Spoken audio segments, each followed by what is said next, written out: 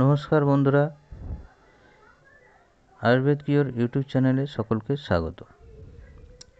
আজকে নিয়ে এসেছি বাচ্চাদের কিছু সাধারণ রোগ নিয়ে।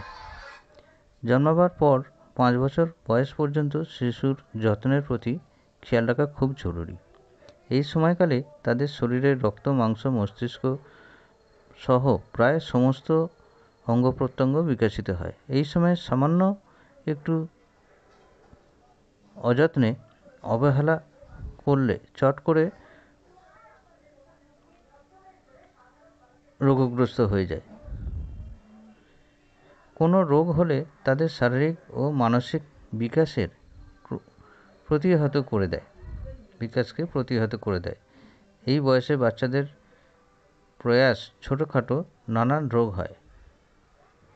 যেমন প্রথমত বিশেষ ধরনের দেখা যায় যে ধরুন ন্যাপকিন র্যাশ। এই রোগ শিশুর জন্মের পর থেকে 1 বছর পর্যন্ত হতে দেখা যায়। নানান কারণে এই রোগ অর্থাৎ ন্যাপকিন র্যাশ হয়। যেমন ধরুন মায়ের দুধ কোনো গণ্ডগোল পায়খানা প্রস্রাব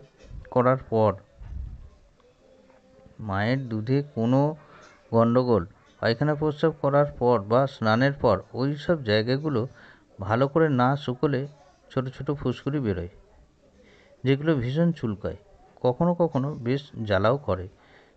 চুলকাতে অনেক সময় এইসব জায়গায় ঘা পর্যন্ত হয়ে যায়। প্রতিকার বলে দিচ্ছি, ভালো করে শুনবেন। তুলসী পাতার রস বা তুলসীর পাতা বেটে রোগগ্রস্ত জায়গাগুলোয় প্রলেপ লাগালে ন্যাপকিন র্যাশ ভালো হয়ে যায়। 1, 2, 8 থেকে 10টি রসুনের কোয়ার রস বের করে তাতে 4 গুণ জলের সঙ্গে মিশিয়ে নিন। ওই জল দিয়ে বাচ্চার রোগগ্রস্ত জায়গাগুলো ধুয়ে দিন। রোগ অল্প দিনেই সেরে যাবে।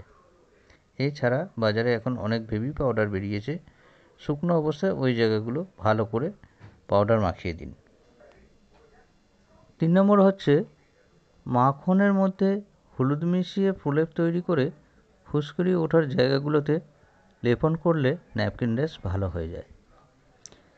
আরও একটা বলি, সবুজ ঘাস খুব ভালো করে কচলে নিয়ে তার রস লাগালেও ন্যাপকিন র্যাশ থেকে সুফল পাওয়া যায়। এগুলো সবই ঘরোয়া চিকিৎসা। হাতের কাছে ধরুন কোনো ওষুধ নেই, সেই সময় আপনি কি করবেন, এইগুলো আপনি করতে পারেন। এরপরে ধরুন গ্যাস, বায়ু রোধ হয় কখনো কখনো বাচ্চাদের পেট ফুলে যায়। বায়ু অবরোধ হয়ে কখনো কখনো বাচ্চাদের পেট ফুলে যায়। পেটের মধ্যে মেঘ ডাকার মতো গুড়গুড় আওয়াজ হয়, কখনো কখনো ব্যথাও হয়। বাচ্চারা চিৎকার করে, কাঁদতে শুরু করে, ছটফট করে। এমতো অবস্থায় কিছু আমি টোটকা বলছি। 1 নম্বর, জিরা অথবা জোয়ানের গুঁড়ো পেটের ওপর প্রলেপ দিয়ে যদি পেটের চারদিকে প্রলেপের মতো দিয়ে দেন, তাহলে কি হবে, হাওয়া বায়ু অবরোধ দূর হয়, বাচ্চা শান্ত হয়। জিরে অথবা জোয়ানের গুঁড়ো করে নিলেন, পেটের ওপর সামান্য জল দিয়ে পেটের ওপর প্রলেপ দিলেন, তাতে বায়ু অবরোধ দূর হয়, বাচ্চা শান্ত হয়। 2 নম্বর, 1 চামচ রসুনের রসে আধ চামচ ঘি মিশিয়ে পান করান অল্প অল্প করে। সঙ্গে সঙ্গে বাচ্চার গ্যাস দূর হয়ে বাচ্চা শান্ত ও সুস্থ হয়ে যাবে। 3 নম্বর,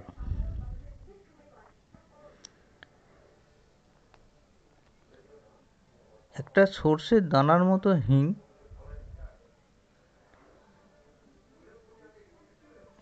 ভেজে নিন, শুকনো কড়ায় একটুখানি নেড়ে নিন, তাকে চূর্ণ করে নিন। ওই হিঙের চূর্ণর সঙ্গে ঘি মিশিয়ে, অল্প সামান্য পরিমাণ ঘি মিশিয়ে শিশুকে সেবন করতে দিলে শিশুরা গ্যাসজনিত সমস্যা থেকে রেহাই পায়। কখনো কখনো দেখবেন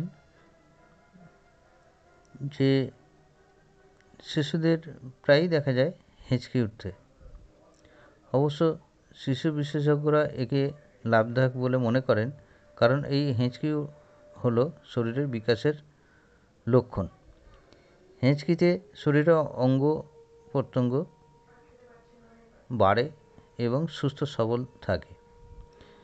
তবুও যদি হেঁচকি বারবার উঠতেই থাকে এবং হেঁচকি ওঠার জন্য শিশু কষ্ট পায়, তাহলে কি করবেন? তাহলে একটা বলি, আদার রসে 4 থেকে 5 ফোঁটা আদার রস নিলেন, আর আধ চুটকি মতো একদম সামান্য সুট চূর্ণ, গোলমরিচ এবং লেবুর রস 2 ফোঁটা মিশিয়ে শিশুকে চেটে খেতে দিন, সঙ্গে সঙ্গে উপকার পাবেন। তাহলে বন্ধুরা, এই রকম নানান ধরনের বিস্তারিত আলোচনা বাচ্চা, বয়স্ক, যাই বলুন না কেন, সকল মানুষের জন্য আমি কিছু ঘরোয়া চিকিৎসা আমি